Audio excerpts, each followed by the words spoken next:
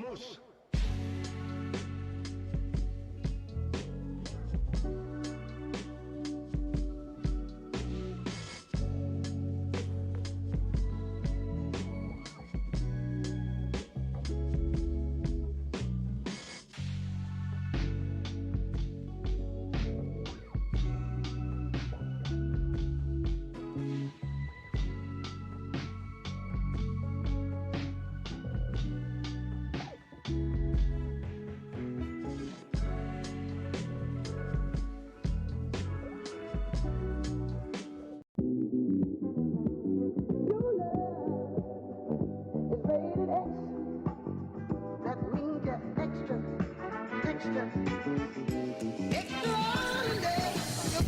What's up, everybody? Welcome back once again to the Don't Shoot Disc Golf podcast. I am your host, Harry Messenger, coming to you live from my studio in South Manchester.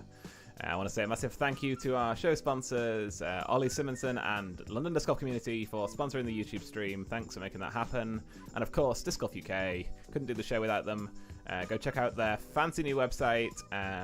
Go check out some of the cool new stock that they have uploaded, and they've got Discraft Tour Series stuff coming within the next week and a half. So make sure you head over there and get your share of the goodies. Oh, I haven't turned my sign on. This show now brought to you by a flashing, pulsating Don't Shoot sign. Let's reorganize this bit back here. There we go. Massive shout out to, of course, Disc Die UK, Tom Potter, hooking me up with a flashing sign. If you need a flashing sign in your life, go check out Disc Die UK. And somebody who might need a flashing sign in his life is about to be introduced on the stream from the Perfect Flight podcast. My friend Dean is with us again tonight. Hello, Dean. Oh, you're still muted, Dean.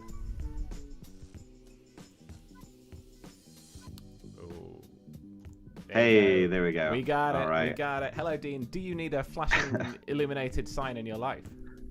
You know what? I kind of do. We have some extra logos now, so we could put one of the new ones on there. We have a commentary logo that my friend Justin just made for us for the Euro Tour commentary. There you go. Got a better look at it. And do you know what's even cooler about it? You can change the color with a little remote control. With a remote? Yeah, look at that. There we go. We're purple now. It's too much. I like the perp. Leave it purple. That's good stuff. We'll hang out on purple. So yeah, massive shout out to Tom for making that goodie happen. Hi Dean, welcome back to the show. How's it going? Yeah, really good. A new episode of Perfect Flight just came out today, so you can listen to that, see what we're up to. I had a cold when we recorded it, so that's fun. Yeah, I actually listened to it this afternoon, so I'm up to date on the Perfect Flight podcast. So yeah, a little extra nasal just for you. Also just had a club round, or what do you call it? Club match play round on YouTube. That was fun to do. Very good. Wish I'd played a little bit better, but yeah, maybe I'll drop the link in the chat. You guys can check that out at some point as well. You definitely should. Yeah, other than that, right before I hopped on with you, I wrote another article for the UDisc newsletter, which I do every few weeks, about TD tips. This one was about the world famous raffle that I run at every Amsterdam Challenge. Giving stuff away always makes people happy, makes me happy to write about it, makes me happy when I see other people do do those kind of ideas. Yeah, about 75% of the show content is giving stuff away, so I'm with you on that one. I love it so much. I love seeing people actually use it as well. Definitely. So I kind of, whenever I travel around, I'm like, oh, that used to be my dad. Oh, I remember when I got that one from so and so and stuff like that. Yeah, so, giveaways definitely, definitely a cool part of the show. Of course, we've got the giveaway that you gave to me. I've got my Sapphire. You've been chilling the Sapphire on your podcast. I give you my 2-second review of the Sapphire. Haven't quite figured it out yet. I think it's exposing my noodle armness, because I keep expecting it to be flippy and it's not. I see people talking about it on Facebook and they're just like, oh, I can't not turn the Sapphire over. I'm throwing it into a 20-mile-an-hour tailwind and it's hyzering out on me. So tailwind would do that a bit, but I've heard everything. I think people are so racist against it for being lightweight. It's probably not the right word. Prejudice maybe is a little softer there, but people are so against lightweight discs, and I was one of those people too. I think there's a big difference between a regular mold and air plastic and a mold that was designed by a genius to be lightweight in regular plastic. So I think if you're one of those people, give it a try. It does take a little bit to figure out the angles and things. You do have to give it, depending on your arm, like I have to give it a little bit of hyzer to get it to flip out and get to the right a little bit. But I love throwing it. It does take some time, but even the power throwers in our club are throwing it everywhere. And I'm reaching for it more and more and more. I mean, now I have turned 40, of course, but yeah, I think it really helps. And even though I'm not playing tournaments because of Corona stuff, I imagine on like the third day of a tournament or in that final 9, instead of reaching for a Ballista Pro or anything like that, I'm going to throw the Sapphire on like 70% because I'm just beat up, and put it down in the fairway. I'm even throwing it with pure hyzer on holes that I never thought I would throw it before. So I really can't say enough about that disc. I'm just parking stuff with it. I love it. Yeah, some really great advice for anyone in chat who throws pretty much exclusively max weight discs.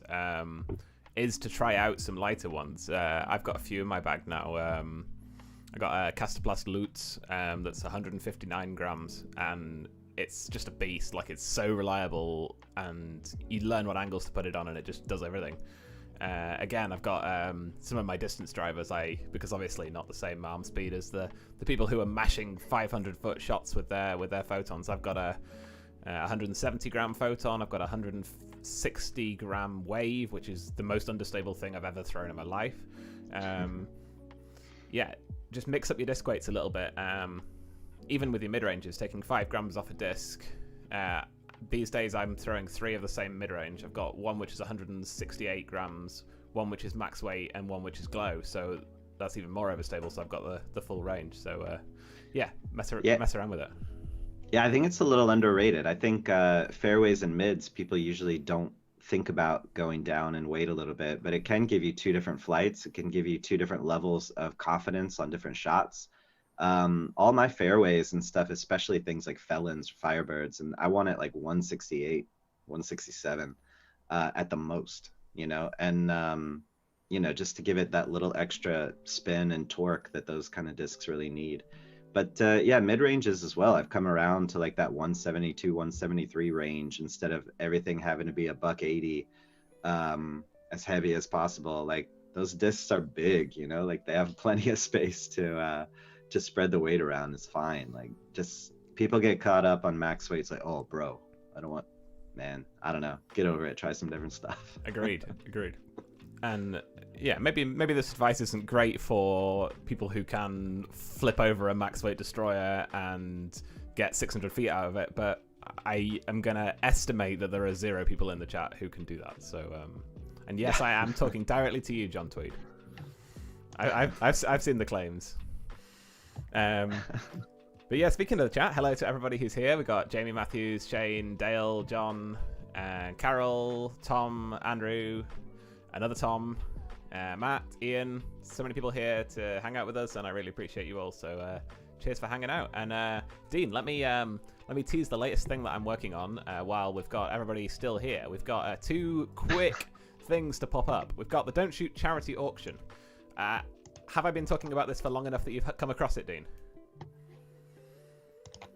Oh, you're asking me. Sorry, I was trying to get in the chat. I've seen the charity auction. Yes. So charity auction coming up now. I've been shilling it for 2 months, and we've got a few donations, but we still need a bit more. Coming up, it's 2 weeks today. So we're really approaching the time where if you're going to send me something and it's going to get here in time so I can wave it about on camera while we try and raise a few quid, time to send it now. I'm going to be fetching them a week tomorrow. So if you don't know, there's a shipping address on my pin post on my Facebook group. I'm sure everyone's heard this by now, but go grab that address, print it out, post literally anything you like me to auction. to Disc Golf UK, who are very kindly collecting a load of stuff for me. And yeah, we've got a few things showing up at my house as well, which is fine. People not really following the instructions, but you know, very much looking forward to auctioning it all. Whoever's donating, just let me know. And if you don't have it ready in time, just send me a picture of it. That will do it that way. Whatever you can do counts, and I appreciate all the donations. And I got one ready. You've got one? Got one ready for you. Oh, you ready? awesome. So this is a Opto Ballista Pro, 173 grams. So against our advice. Advice from before. But this is a NBDG media stamped Opto Ballista Pro that I threw a spin die on. Ooh, so there you nice. go. Oh, So that'll be beautiful. up for charity auction. Yeah, nice red stamp and red spin die. Yeah. So this is the new stamp that helps support NBDG Media, who obviously is, or if you don't know, they'll be doing the Euro Tour and the Finnish Pro Tour this year and a lot of other stuff. They just teamed up with Gatekeeper Media, which is a deal I helped put together and stuff, which was really fun to do too. So making big moves with NBDG. Obviously, they're my sponsor, but happy to give this one away out of my sponsorship allotment for a good cause. So Well, thank you nice so job, much. Harry. And you're doing some commentary this year for NBDG, right? Yeah, we're doing the whole Euro Tour, and there's some things that aren't announced yet, but we'll be doing more than just the MPO lead card. You can read into that a little bit probably, but we'll be doing. It's quite a big time commitment, to be honest. So, Excellent. hopefully, if you get a chance to help support my podcast partner and we have. Actually, I guess I could announce this. I haven't talked about it anywhere, but we just got a sponsorship renewal from Latitude 64 to sponsor the podcast for another year, and we have about 100 custom discs with our logo coming soon. I'm working on the Nice. design with Oscar. So you heard it here first on Don't Shoot. We have renewed our sponsorship with Latitude, so we'll have discs coming out soon. But yeah, like I said, the time commitment is not like we're getting paid to do the commentary, but if you put it up against the time, it doesn't really add up. So if you guys end up listening and liking what you hear, then feel free to get in touch and buy a great disc as well to help us out. Yeah, I might have to check that out because I'm enjoying the podcast, so looking forward to it. And on a similar note, our show sponsor, who also recently renewed for a year, Disc Golf UK, we will be doing more landers. We'll be doing the same art as last year. We'll be doing multicolor this year, I believe, is the tease we've got. Don't hold us to an ETA for that, but also you guys know I love that art and I love to reuse content. So we're going to be doing a triple foil MVP run of the art as well, which will mostly be for sale in the States, but we're going to get some here, make sure there's enough for everybody. So keep your eyes peeled in a few months. How cool is that triple foil stuff? I know. just got into looking at Thought Space Athletics stuff. And the more I ended up talking to the guy who runs it, and it turns out he's like the DGPT sales manager. He also does like the Discmania Active Line designs. He does designs for almost every company. He does all the triple foil stuff. He sent me some artwork he's working on, and I got to really suggest cool. a few things. It's unbelievably cool. Yeah, so check out Thought Space Athletics. Not a sponsor, doesn't really matter. I don't get anything out of it, but they're doing amazing work. It's really, really cool. I was hoping I could do my usual thing of pulling a disc from the brand that we're talking about over, but I think it's in the car. No, there we go. We're good. We're good. Here we go. Oh. Boom. There's my Animus. So yeah, the disc's manufactured by MVP. I believe stamped in MVP's factory, but designed and thought out by the geniuses at Thought Space Athletics, who make a lot of the cool stamps that you will see. So definitely check them out. They've done some of MVP's SE editions as well. So yeah. I'm just chucking all the things over, but it doesn't even matter. So yeah, we got Sias in the chat saying TSA pretty slick stuff. Agreed, definitely agreed. Good showing for Sias at the Memorial actually. So congrats on that. I think top 10 even maybe. I like watching you throw Sias. You're really smooth, man. You get that distance. I'm like, that's choo. I love watching it. Nice job. Yeah, I love that throwing style. Sort of Sias does it, Tristan Tanner does it as well. You just sort of you watch and it looks like it's going to go about 100 feet and then it goes 600 feet and you just blown away. I'm sure they care a lot, but I love that they look like they don't care. Yeah, I think that's the coolest way to play. Definitely.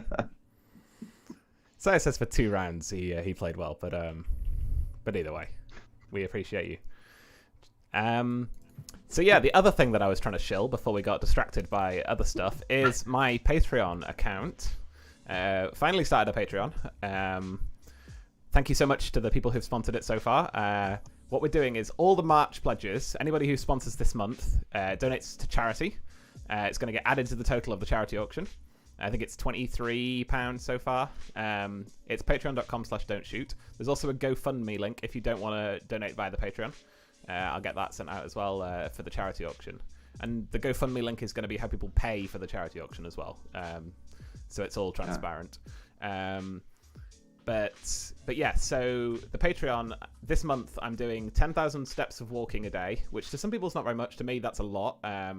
I'm going out at 7:15 every morning for a walk before work. I'm doing no chocolate bars and sweets. I'm doing generally giving up stuff in March, putting a bit more of time in.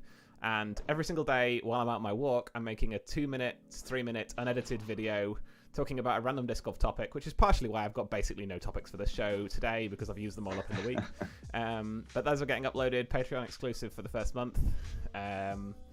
If you fancy listening to me talk about something every day, then that's how you find out. And if you want to cancel at the end of the month and just give the charity pledge and then don't support further going forward, that's fine too. But if you want to continue to support the show, we'll be mainly using it to do things like get lighting and fund other bits of upgrades. At some point I need a new CPU for my computer, so that's going to be a few hundred. So yeah, I appreciate you all and thanks for supporting if you are. Yeah, Patreon is amazing. I know we do it as well for our podcast, and it takes care of the hosting fees, and it bought me a microphone. Yerni Dar already had pro level stuff.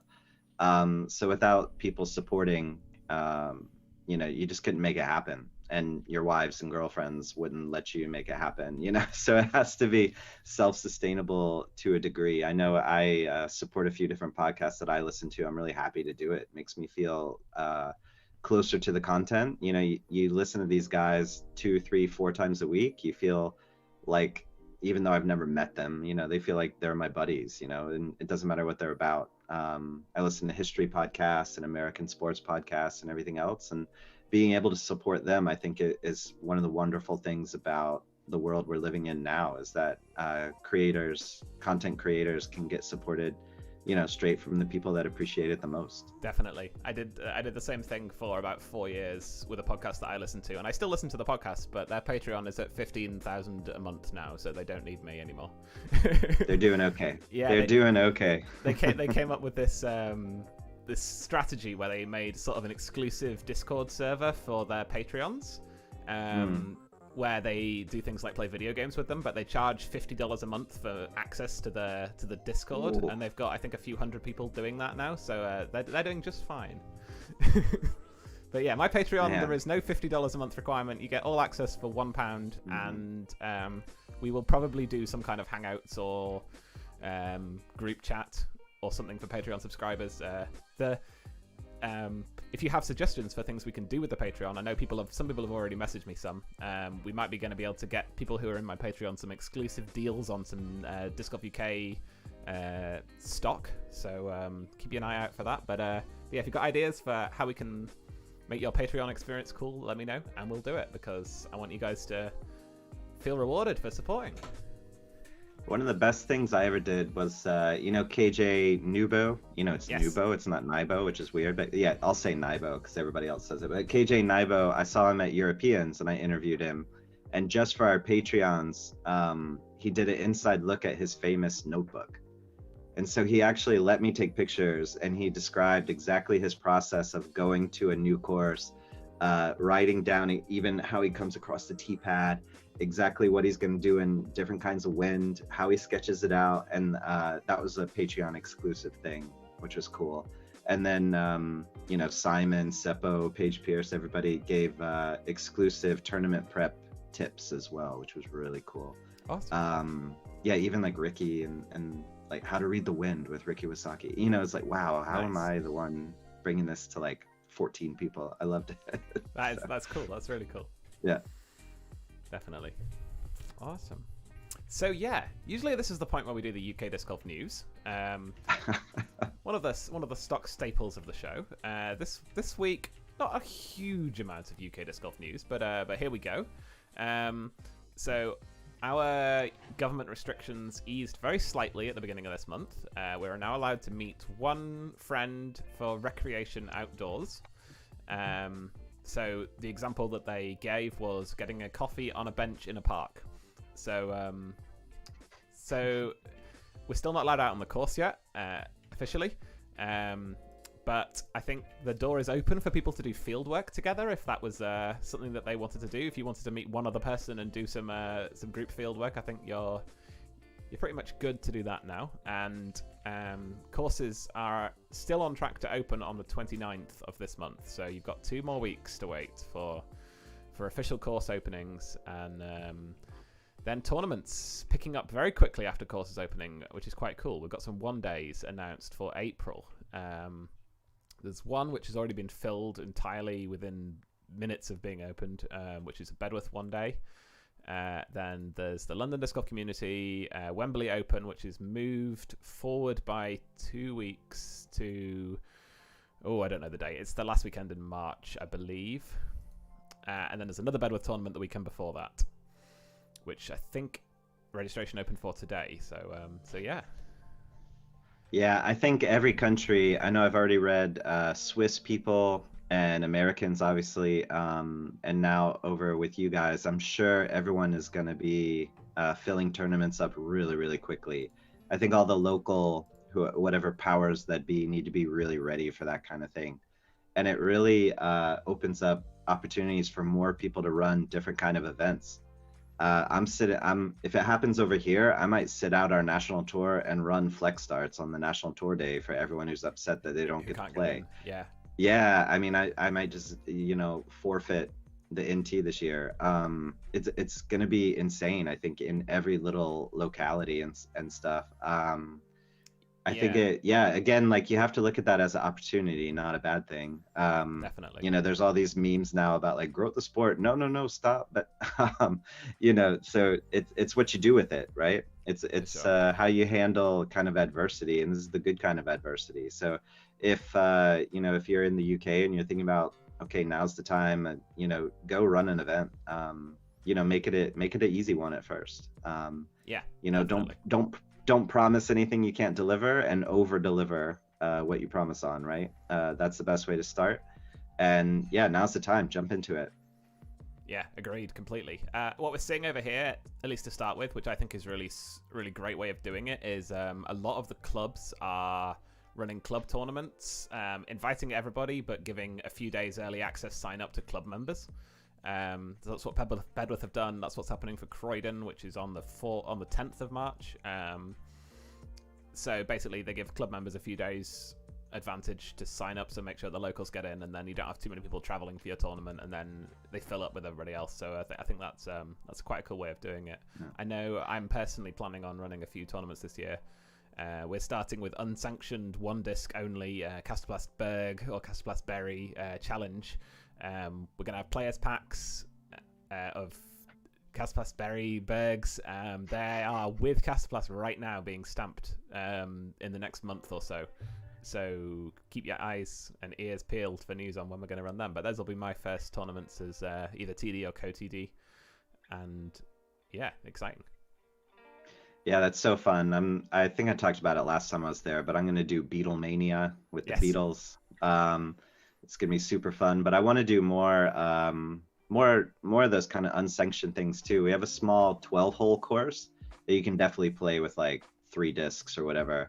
It's called Nuachain, and I want to do like Nuachain necessities, where it's like a judge and a justice, and that's all you get, or something like that. It's mostly just what I have a bunch of in the basement, but or like like Sloter Park essentials, it's like, and just open up people's mind a little bit to throwing a couple different discs like the Berg.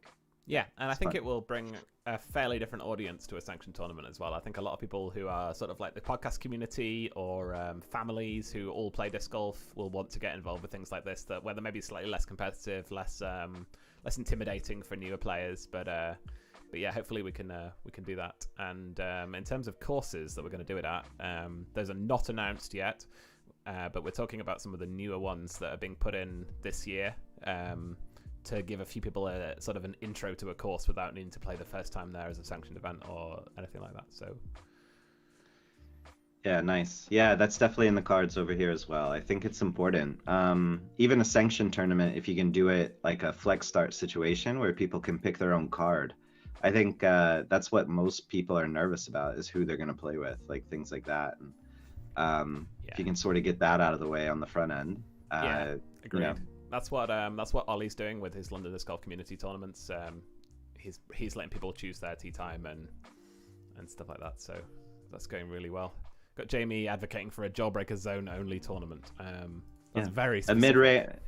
A mid range only is a great one disc tournament. Nice job, Jamie Matthews. Agreed. So yeah, also in the news, the Women's National Bag Tag League seems to be featured in the news every week because they're doing some amazing things on it. They got their 41st member, and also they announced the first prizes and swag. They've been sent a really cool amount of stuff from Thropink and Innova in the US. They've got some merch and some discs and stuff. And Ace Disc Golf, the UK retailer, have put up £50 voucher for first, 30 for second, and 20 for third when the tags finish. So yeah, getting some really good prizes, getting so many women involved, and it's fantastic to see. Yeah, Carol's crushing it, huh? We talked about the bag tags last time, but now she's on the board of Uplay with Zoe and Dyke and things. And yeah, the next time I'm over in the UK, I really hope that she's at the same tournament as me. I'd like to sit down and have a chat. Yeah, I'd love to see a written interview with Carol on one of the blogs, either UDisc or on Ultiworld, or I think that would be really interesting, and I definitely think there'd be interest. So hopefully someone picks that up. And yeah, also in the news this week, more over in the States than here. Well, we've pretty much exhausted the UK news, but that's okay. So today, a really cool article came out featuring Paige Pierce in Sports Illustrated, continuing the media attention that's been on disc golf lately, following Paul Macbeth's contract. Quite a lot of people seem to have realized that disc golf exists, which is interesting. And I read through the Paige Pierce Sports Illustrated article. It's not really an interview with Paige. I think it's more an interview with Eric McCabe than anything else. But it's probably the best written disc golf article I've ever read, which is saying something. But it goes super in depth. It's really long. It's targeted at a non-disc golf playing audience, which is quite cool to see, because a lot of disc golf media, for example, Ultiworld and UDisc, are written for disc golfers by disc golfers, which is great for all of us already in the sport, but it's not quite such an easy way in for everybody else. I really like the way UDisc do their visiting a new city. These are the courses you should check out articles for that, but I think things like the Sports Illustrated article, things like was it Vanity Fair that mentioned Paul's contract, things like that will really just, it's not even about getting new people to play so much as getting what is disc golf in people's minds a little bit more. I think that's interesting. Yeah, I think there's definitely parts of the US, I can speak on the US, I think, that have a certain connotation with disc golf. And it's usually colored by one experience or one little thing that they've seen. It's usually a dude without a shirt with leather looking skin pulling a cooler of beer, and smoking weed, so that definitely still exists. I think that articles like this help break that down for sure. And that reputation in most parts of the US is earned, unfortunately. But the more leagues and the more clubs and the more everything else that come about, I mean, everyone listening knows this whole narrative, right? But Sports Illustrated, if you're in the UK and you're like, what's Sports Illustrated? That was the gold standard of sports journalism the whole time I was growing up. And it's still, even in this day and age of digital media, holds a certain cachet that other magazines or websites or whatever don't. And the print version of it, growing up, like, that's what I read on the toilet. That's what I read at the barber shop. That's what I read in the car on long road trips. I had a subscription to it, and so did all of my friends. So Sports Illustrated carries quite a lot of clout. I was shocked when I saw the link pop up all over my feed. And then I saw a meme that's like, happy everyone's going to send you the Sports Illustrated article because they know that you play disc golf day, even though they know nothing about it. Yeah. It's the same thing when ESPN shares Philo's shot. I get tagged about 78 times from people I don't talk to. So it'll be the same thing with this article. And I'm lucky enough to have met and hung out with Paige and Eric McCabe. We drank beers and ate burgers together. 3 a.m, I had a conversation with Paige Pierce about Pringles flavors. Like, I love being in a position in this sport that I love so much to have been able to sit down with people like that. So couldn't happen to better people. I love that they took the view on it, like you said, like it's a evergreen type of article is what it's called, right? So it's a bit timeless, going through the whole history and everything else. And I think an article that's as long as it is, and I'm talking about it a long time, I understand that, but as long as it is, will pull in a more cerebral audience to disc golf. Definitely. Right, because those are the only people that are going to sit down and read the whole thing. So those are the kind of people that I want in disc golf, are smart, educated people that can help mitigate all those localities a little bit, and balance out the knuckleheads with the really cool, reasonable people that we want in the game. For sure, I completely agree. And yeah, like you said, the whole gravitas of Sports Illustrated might be lost on some people here in the UK, but I can't even think of a good equivalent. We don't really do magazines the same way the US does, so it's not quite the same. But yeah, it's like Ian says in the chat, it's a pretty big deal, and very exciting for the sport. Ian knows, right? He's sort of an American too, yeah, right? He used to be an American. Yeah, he's actually sort of British, right? Yeah, he's more American. Yeah, he mixes it up. It's a good combo. Yeah. and yeah, one of the other things in the article, the last thing in the article I wanted to bring up was they mentioned that Paige, from her Discraft deal and other dealings, makes around $500,000 a year, which Paul's making $1 million a year, splash in the big news article the other day, and it's really cool to see.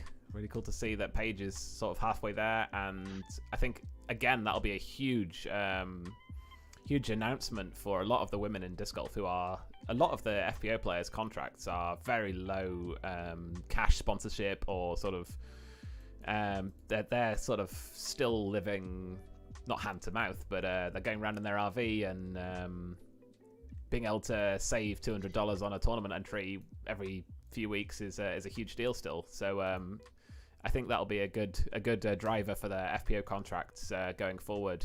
They'll be able to say, look, Kat Allen, they'll be able to say the Prodigy, look, Paige is making $500,000, I'm making 50. I'm only 2 shots back of her in most tournaments, and I've beat her 8 times this year. Where's my raise? So I think that's really important. Yeah, it makes the Airbnb in Hawaii make a lot more sense. Exactly. It's like, let's go to Hawaii. I'll fly you out. It's fine. Yeah, but you're right about like the Cat Allens of the world. It can get pulled up from the top.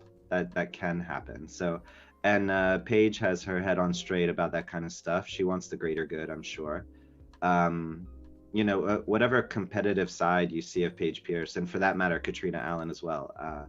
I spent a lot of time talking with her. Whatever competitive stuff you see, they do want a greater good. They do look out for each other. There is a camaraderie there that is natural and cool, and full of mutual respect. It's really cool to see, and a lot of the pros are really out to achieve that. And speaking of Paige Pierce, this week's ratings update pulled through, and Paige hit her career all-time high 996, I believe. And yeah, the talk is that this month is the month where she could hit 1,000. She does have a few big rounds falling off, so she would have to smash it at Waco. But yeah, I was listening to the Upshot on Ultiworld's podcast, and they were saying that they think this is Paige's best month this year to have a go at reaching the big 1,000, which would be I know one of her long-time goals, and it'd be a really cool moment in the women's game. Yeah, I'll be honest. I'm a big supporter of her, and I've played around with her and watching her throw and everything else. But when she was down at like 974 or something, it was a big talk about getting to 1,000. I was like, I don't know. My voice got really high like that. Yeah, I don't know. But when I saw the 996 come out, it's shocking. Like, it's really shocking. And anyone who sort of hates on it, they got to check themselves, man. Like that's a huge accomplishment. Even if she doesn't hit 1,000 this month or whatever, it seems inevitable now when you look at the 996 number. And again, like when she was 20 points lower, I didn't sit down and do the math or anything, but I was like, I don't know if it's gonna happen. Just too much variance, but absolutely incredible. Like, words kind of fail, to be honest. Yeah, it's really cool, and it seems like it will happen sooner rather than later now, which is something, like you say, 2 years ago people were thinking it might happen one day, we don't know, but yeah, it's really easy to forget that Paige is, I think she's 28 or 27 or something. She's still got years and years in the game ahead of her, and she's not getting worse, so yeah, it seems like an inevitability now. Also in the ratings update, Eagle McMahon, my favorite disc golf pro, I would say, hit his all-time peak rating of 1056 and is the solo highest rated player in the world. Paul Macbeth, having gone, I think it's 6 years or 7 years without being on the top spot, is now 4th in ratings. Not that he has fallen far, it's just the others have sort of stayed with him for the first time in a while, so we'll have to see how that one pans out. I think the pandemic and less rounds played have shaken the ratings up a little bit, which is always interesting. Yeah, did you see what Ricky wrote to congratulate Eagle? I did not. No, he wrote something like, so Eagle McMahon went to Las Vegas and shot highly rated rounds and then became the highest rated player in the world. Oh, and also he won Las Vegas. So I guess ratings do win tournaments. And it was like, oh no, not this again. Like, but at the same time, I was like, oh yes, this again. I want them to kind of hate each other, Ricky and Paul. I think it's great. I really love it. But for Ricky to do that, I'm like, either someone grabbed his phone and did that, or he just had like this random stroke of genius. I thought it was really cool. Yeah, it's more fun when there's decent sort of rivalries between the top players. So I've got a question for you in chat. Dean, will there be any European FPO coverage this year? My lips are sealed. Dean is saying nothing, and you can interpret that as you will. I'm contractually obligated not to answer that question. Thank you for your not answer. Can't do anything about it. No, you're good. You're good. So, talking about the US scene, one other news story that came out this week was quite interesting for the things we're talking about, the disc golf scene starting to attract sort of more money into the game. The Lone Star Classic, this was reported on Ultiworld, is a B tier in Texas, and they've managed to get $30,000 in added cash for their B tier, including 10,000 from a vodka company to ensure that MPO and FPO have equal payouts for the top 5. And a handmade vodka company. And additional money on top to ensure video coverage for the tournament. So B tier by name only, I think. With that kind of added cash, they'll be drawing a lot of the touring scene, especially for those already in the South. Think Chris Dickerson and his ilk. Wow, I used the word ilk. Ilk. But yeah, excited to see that become more and more commonplace, and added cash like that being available to the disc golf scene. Yeah, they'll go chase it too. You'll see, Matty O and Chris Dickerson, Matt Dollar, all the Southern guys go down there. Yeah, definitely. And we were talking last week or the week before, and we were saying that the Disc Golf Pro Tour have brought on is it Sean Jack as full-time marketing manager now? I didn't see that. It might be Sean Jack, it might be somebody else, but yeah, basically the Disc Golf Pro Tour have a full-time person whose job it is to go out and get them sponsorship and endorsements and get the added cash in for the tournaments this year. So the scene is starting to just smart up to the fact that the sponsors might actually be interested.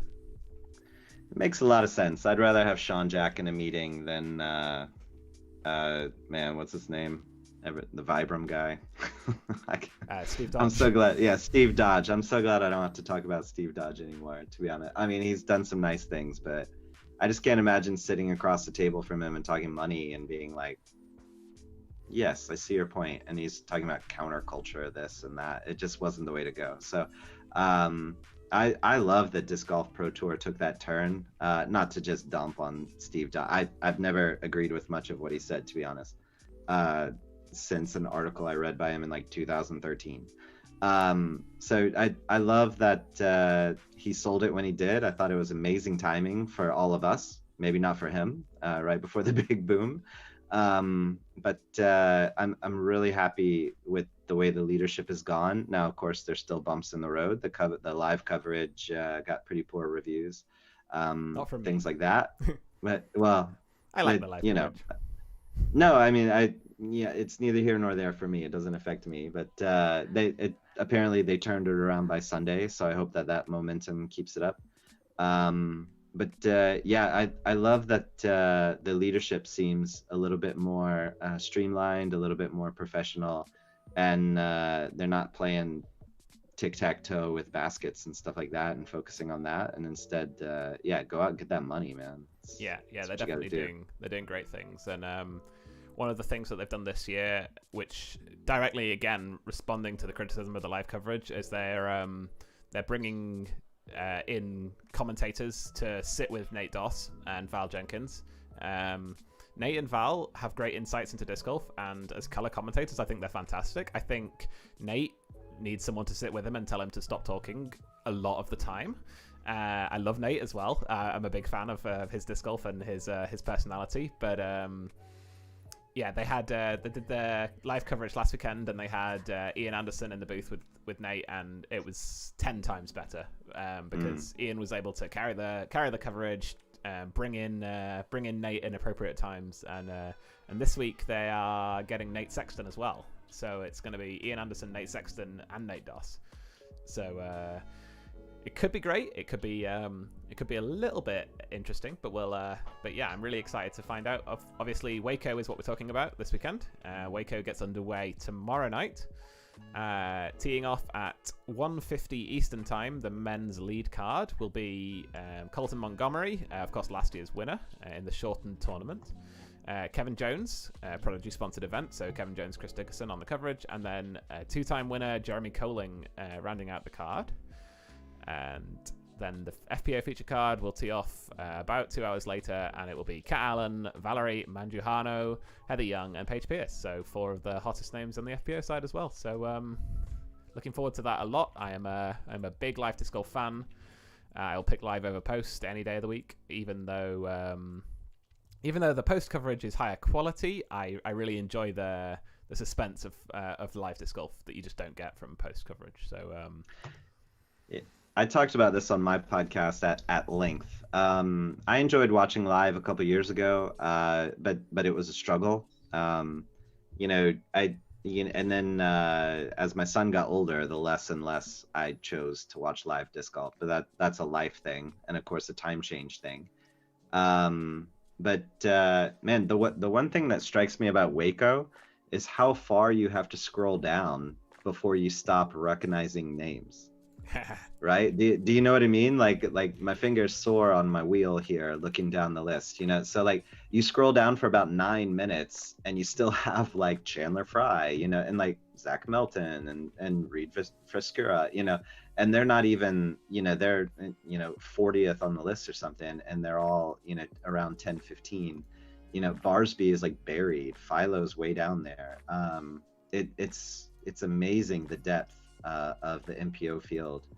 I mean, it's incredible. I remember when I started in 2013, you'd have like those top 8 to 12 dudes, and then it's like Gus Smith, who's like a local guy playing, and just donating to the tournament. And now the field is just incredibly deep. Yeah, there was a crazy stat in the last Disc Golf Pro Tour event, was that if you shot an average of, I think it was 10-15, you didn't cash. So I gotta quit, man. I gotta quit. Yeah, you're up in the MP4. You're in MP40 now. You're solid. MA40. Don't get it twisted. I'll give you the P. Man, I wish I'd played MP40 when I played the Belgian Open. I would have walked away with like 300 euros, and instead I got like 6 destroyers or something. Yeah, I made the wrong move, but I still hope I get to play Toonie this year. I'm gonna play instead of TD, and when you go click on Toonie, if you go down to MA40, there's like 109 people, and I think I'm like 4th highest rated. I feel really cool around all these Finnish dudes and stuff. I mean, I'll totally crap the bed and finish like 28th or something, but it's really nice to look at the list. Yeah, so the first event over here this year, the first Bedworth one day, I'm not playing because it's on Easter Day, and the chances that I was going to get the whole day off to drive to Bedworth on Easter Day were quite low. But if you do look at the field, I'm playing MA2 this year, and I don't think I would have had a very good shot at top 10, to be honest. The field's already pretty stacked, and this is just the first event of the year, so it's going to be a competitive year. I'm excited to get out there and throw some frisbees and see how I stack up, because I've been practicing a lot this off season, so it's going to be cool.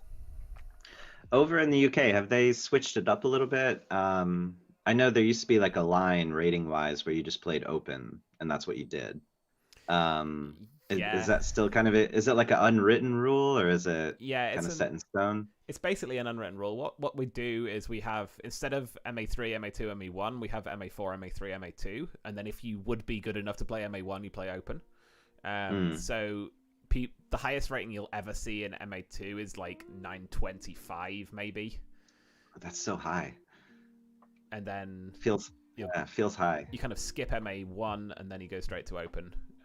So you have 930 people playing open and 925s playing MA2 a lot, and it's interesting. I think this might be the last year that we don't have MA1, if I had to guess.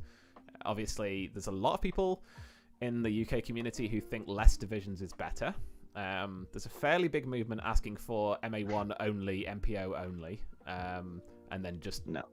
I completely disagree. I couldn't disagree more than that's in my opinion, one of the worst takes you can have, apart from the slow the sport take, which is popular on the Facebook group, which is completely stupid.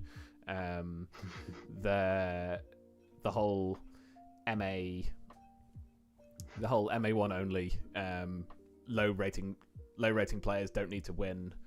That's horrible. That's horrible. Yeah, because for me personally, as someone who has been in the disc golf scene for 3 years and is still, if it was MA1 only, would be finishing in the 20s probably in most events, it would have been completely demotivating to finish last or bottom few every event forever, and it just wouldn't have worked for me. That's the way I had to come up, and like it's just because I love the sport so much I kept showing up, but I'd go out and get stomped by 80 shots or something and finish dead last or next to last, never play with anybody better than, like second and third round you're just playing with really bad players, and you're not playing for anything. It was awful. I think players have to learn how to win. Players have to learn how to compete in this sport. It doesn't matter what other sports you came from. Winning a baseball game or a basketball game or a cricket match or whatever it is a lot different than this individual sport. And people should have MA3 and MA4 and stuff. I had to grow up playing, all we had was MPO and MA1. It was awful. I whoever's advocating for that probably has like a personality problem, and that's not the stupidest thing I've seen on your British Facebook groups by far, but that's a pretty dumb take. Yeah, and I mean, for me, a huge part of what dragged me into playing tournaments was, I don't care if it's a participation trophy for for top 3 in MA4. For me, the excitement of playing for the win, even though it is a win against sort of the worst players in the tournament, the excitement of that was enough that it gets your heart going. It gets you worrying about your score and in relation to everyone else's. Whereas if you're playing for 23rd out of 28, like, why do you care? That's not why we like sports, exactly. Right? like just go play sports and have fun. And like, yeah, you don't have to give any prizes at all. Like, forget it. Just have the competition. Like that. Those are the people you want around, right? Are people that get something out of the competition. A lot of countries just have the paper certificates or whatever at their national tour stuff, right? Fine, that's fine. Yeah, I'm cool over with here that. in the Netherlands, we've always had nothing. It absolutely sucks over here. You guys have no idea what you have over there in the UK. And then when people want to rip it down and say MPO MA1 only, like, they're just being dicks. So to those of you who are here listening right now who believe in the MPO versus MA1 only take, if you'd like to come on the podcast and debate at some point, let me know. Yeah, you can debate it with the back of my hand. That's so stupid. Sorry. I had some thoughts about something that was on Twitter. Speaking of disc golf hot takes, there was Hunter Thomas, Brody Smith, and I don't want to say the other person because it might not have been them. But their take was that commentators on live coverage should never mention the mold of disc that the player is throwing. Because it's embarrassing for the players and the people when they get it wrong, and it's bad for the sponsor of the event, who may be a different disc golf company, to have their competitors' discs broadcast, was the take. And it's just like, it's so helpful for new players to understand what the person is throwing, and it just brings more personality to the coverage. I just really didn't get that take either. That's it. I think one of the worst, how to phrase this, you know, we all have like colleagues and stuff, right? And I think the worst kind of colleague I've ever had are people that solve problems that don't exist. Yes. Does that make sense? Like, in my job, I get that every now and then. So yeah, look over there. We have to do something about that. It's like, that's not your problem to fix, first of all, and it's not a problem, so don't fix it. Like, talking about discs is cool, right? That like that's one of the coolest parts about the game, right? So my job this year during the Euro Tour is actually to call, write, messenger, pigeon, however I can find out that information. Like, what is that green disc you're throwing on 60% of the holes? Because I guarantee if we don't do that, 98% of the people are going to complain. Do you know who's not going to complain? Manufacturers and people in disc, like, they don't care. Sorry, they don't care. That's overthinker anonymous territory there, saying that it's not good to talk about discs and stuff. Sponsors sponsor the event, but it's amazing how little they care after they decide to sponsor the event. I think people overthink that from their position all the time. Agreed.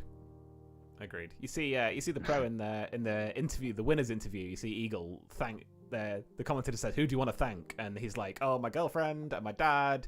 And then the commentator's just like, "And Discmania," and he doesn't care because he knows that that's not, that one call out isn't what's gonna piss his sponsor off if he doesn't say it. The fact that he's been wearing a Discmania hat the entire event and throwing their discs and crushing is what Yussi wants from Eagle.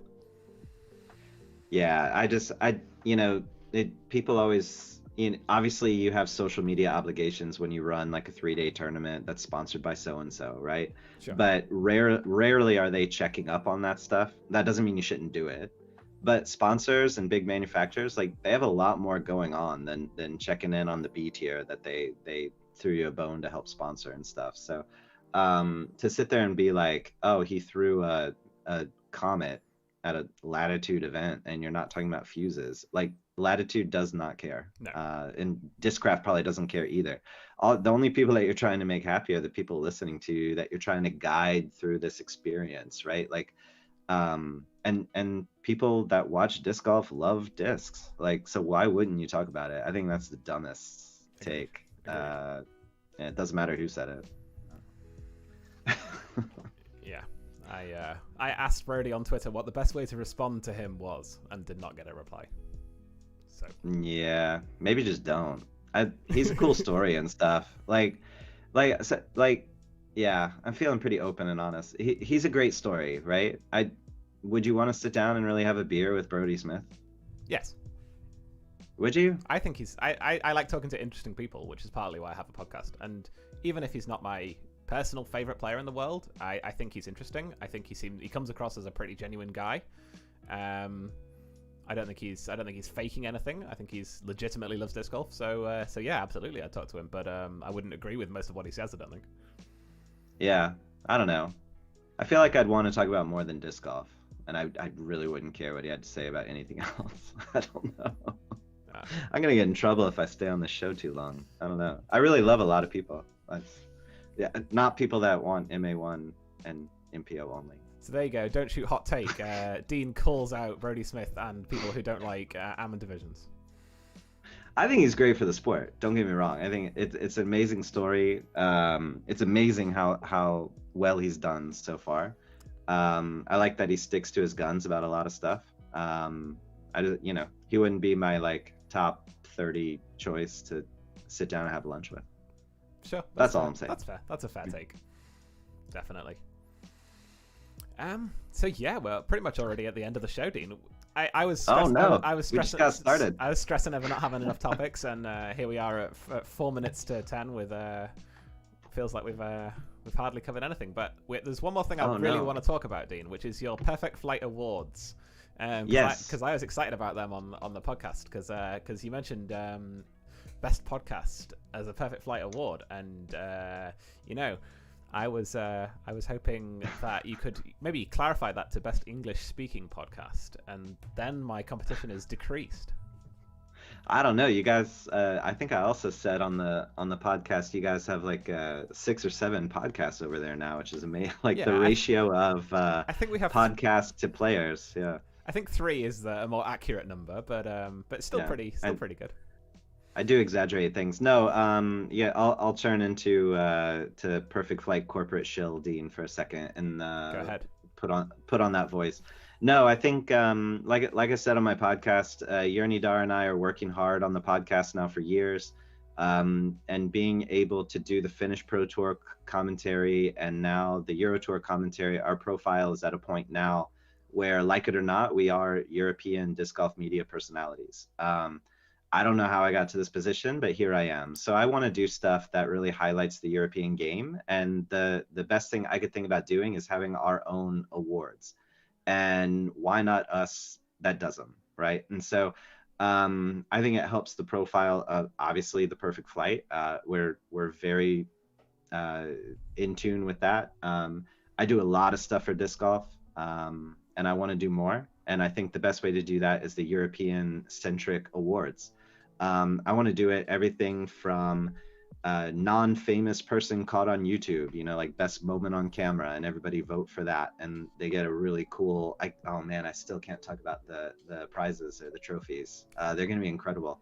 But we want a non-European sponsor for the prizes, so we're not people don't think we're being biased, but we want European manufacturer new disc of the year. We want podcast of the year. We want tournament moment of the year, player of the year, FPO player of the year, amateur female player of the year, some hot round, amazing performance. We want to highlight and lift up the people all around Europe. I spend enough time on the podcast dragging some people down around Europe, that deserve it. So I also want to spend an equal amount of time lifting people up. So I'm really proud of the work that we've done. I think our interviews are amazing with people. I think, despite all the stuff in this last year, we've tried our best to keep this stuff going. It hasn't always been easy, but here we are, right? So Yerni Dar and I are very, very fortunate. And that's what we're going to do. So we're going to try to legitimize this award and stuff. And manufacturers, players, disc golf shops, right? People that are nice people in disc golf, I want to win these awards, and I want it to matter. I want it to matter, and I want people to care. So I know we're running out of time, but feel free to message me if you have any ideas for categories. I need to firm them up pretty quickly because I'm working with a sponsor about getting the awards going ahead and getting started, because there's a few months turnaround time on on what we really want to do. So we're going to ramp it up soon before someone takes the idea and make it all official. But Derek, your garbage ideas are not welcome. But anybody else, send me send me a message. No, it's all love, Derek. I miss you, and hope to see you soon. Good luck selling your house. But yeah, Perfect Flight Awards. More details coming soon. What do British people say? Watch this space. Or watch our space. I've never heard that before. This space. Yeah. Or this space as well. Yeah. So yeah, it's coming. It's gonna be legit, and we're gonna make it super cool. Yeah, cool. Well, I'm excited. My idea for you, my suggestion is newcomer tournament director of the year. As in newcomer tournament director. Which tournament director ran their first tournament this year and was awesome?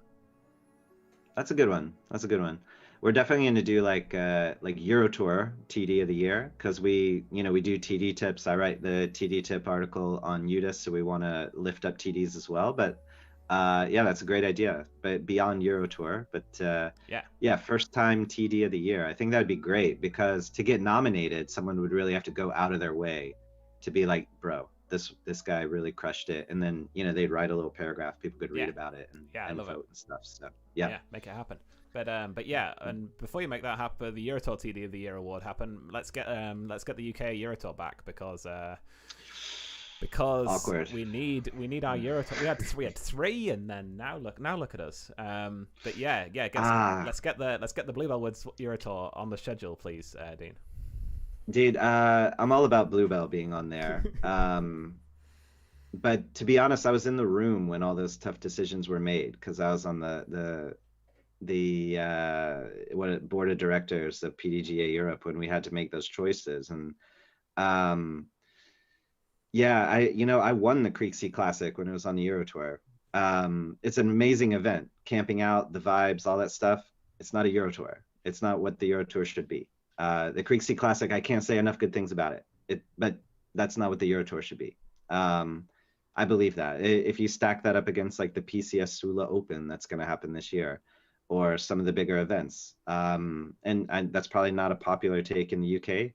I think Bluebell also, I've said this to Seamus, so I don't mind saying it here, like having a couple of tables and half a shipping container and stuff, that it shouldn't cut it for what we want the Euro Tour to be. The Dutch Open, traditionally the first Euro Tour event, it wasn't cutting it, so I would love a Euro Tour to go back to the UK. Don't get me wrong, I have a lot of love for UK disc golf. You got to get your internet trolls under control a little bit, but that doesn't have much to do with the Euro Tour. But yeah, I hope that we can lift that stuff up. Again, there's a place for big tournaments that aren't on the Euro Tour. There's a place for tournaments that people know have good vibes. There's a place for tournaments for all different kind of people, especially now with the sport growing the way it is. So find your niche and go for that. Don't go for Euro Tour status, and because it's a whole different ball game now, and I think it's good for the pro side of the game. But I was the one fighting against pro only, open only, when the Euro Tour obviously wasn't ready for it yet, and there was a lot of stumbles when that happened, and I was very, very outspoken against that. Then I was very, very outspoken when I thought it was ready. It hasn't gotten cranked up yet. Nobody knows yet because of what happened last year. So I hope that the Euro Tour happens. I hope that Cockadall happens and they get off to a good start. I don't know what's going to happen. I'm not behind the scenes anymore. But in terms of a UK Euro Tour, I fully expect it'll happen in the future. Cool. Well, yeah. Thank you very much, Dean. And cheers for your... I didn't really have any good response because obviously I don't know. I have no concept of what the events are like in Europe. I've never traveled to one yet. I'm hoping to this year, but we'll see what the restrictions are like. But yeah, I can't really comment. To me, the UK events are pretty cool, but I've got no. They're amazing. I got no frame of reference, so I can't comment. But yeah, cheers so much for coming on, Dean. Anybody who's got any suggestions for categories for Dean's awards, let him know via his socials. Go listen to the Perfect Flight podcast. They've got some really cool things on there. I would recommend the interview with Luft Discs. which was one of the coolest pieces of disc golf content I've listened to this year. So go check that one out. There's a cool one with the Disc Golf Valley guys as well. So plenty of content to check out. And thank you for hanging out with me. Send me things for your charity auction, which will be in 2 weeks. Get things posted over, and then come along and buy them. That is going to be exclusively on my YouTube channel, I think, because we need to have one chat for people bidding in the chat. So we need to have one solid place. So we put a poll up this week, and it seems like people want it to be on the YouTube channel. So I've no idea why, because you all watch on Facebook, not on YouTube. But you know, we'll do what you guys want. So whatever works, and we will see you next week. And go check out my Patreon, shill moment. But yeah, cheers guys, and thank you, Dean, and have a good night, everybody. When I find the right graphic to make it end, bear with me. There we go.